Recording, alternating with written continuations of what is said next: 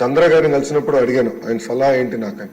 ఆయన ఒక మాట అన్నారు అధ్యక్ష, ఇప్పుడు కంపెనీస్ అందరు కూడా 5 బిలియన్ 10 బిలియన్ $15 బిలియన్ పెట్టుబడి పెడుతున్నారు.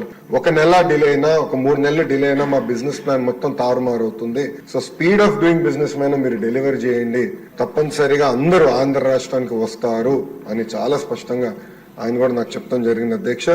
తప్పనిసరిగా ఈజ్ ఆఫ్ డూయింగ్ బిజినెస్ కాదు, స్పీడ్ ఆఫ్ డూయింగ్ బిజినెస్ పైన మేము ఫోకస్ చేస్తున్నాం అధ్యక్ష. ఈరోజు నేను గర్వంగా చెప్తున్నా, కంపెనీల వెనకాల నేను పరిగెడుతున్నా అధ్యక్ష. ఒక డేటా సెంటర్ కంపెనీ వాళ్ళు వచ్చారు, మన స్పీడ్ చూసి ఇంకా పెద్ద ప్లాన్ తీసుకొస్తానంటే నేను ఫోన్ చేసి ఇంకా మీరు ఎందుకు రావట్లేదని ప్రతి వారం నేను ఫాలోఅప్ చేస్తున్నాను అధ్యక్ష. మొన్న కూడా మీరు చూసారు, రిలయన్స్ అనౌన్స్ చేసింది మన గ్రీన్ బయో ఫ్యూల్స్ కి.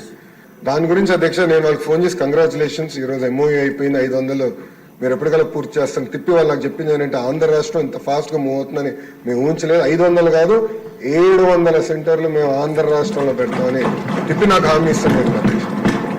సో భారతదేశం మొత్తం ఈ రోజు ఆంధ్ర రాష్ట్ర వైపు చూస్తుంది, ప్రపంచం మొత్తం ఆంధ్ర రాష్ట్ర వైపు చూస్తుంది.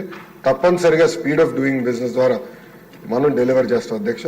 ఇక్కడున్న శాసనసభ్యుల్ని కోరుతున్నాను, మీ తరఫున ప్రపంచంలో ఉన్న తెలుగులందరూ కూడా కోరుతున్నా అధ్యక్ష. వాళ్ళందరూ ఈ రోజు ఉన్నత స్థాయిలో ఉన్నారు, వాళ్ళ కంపెనీలో నంబర్ 1 కాకపోతే నంబర్ 2 పొజిషన్ అనేక మంది తెలుగు వాళ్ళు ఉన్నారు. మా తలుపులు మీకోసం ఎప్పుడు తెరిచి ఉంటాయి. మీకు అక్కడ లింక్స్ ఉన్నా, కాంటాక్ట్స్ ఉన్నా మాకు తెలియజేయండి. వాళ్ళు ఆ కంపెనీస్ కి భారతదేశంలో పెట్టుబడి పెట్టాలని ఇంట్రెస్ట్ ఉంటే మాకు తెలియజేయండి. తప్పనిసరిగా అవసరమైతే ఆ ఒక్క కంపెనీ కలిసేదానికి నేను ఎక్కడికైనా వస్తాను. ఇక్కడున్న శాసనసభ్యులు కూడా చాలా మంది NRIs ఉన్న వాళ్ళు గతంలో కూడా ఇప్పుడు శాసనసభ్యులకు వచ్చారు, అనేక మందికి కాంటాక్ట్స్ కూడా ఉన్నాయి అధ్యక్ష.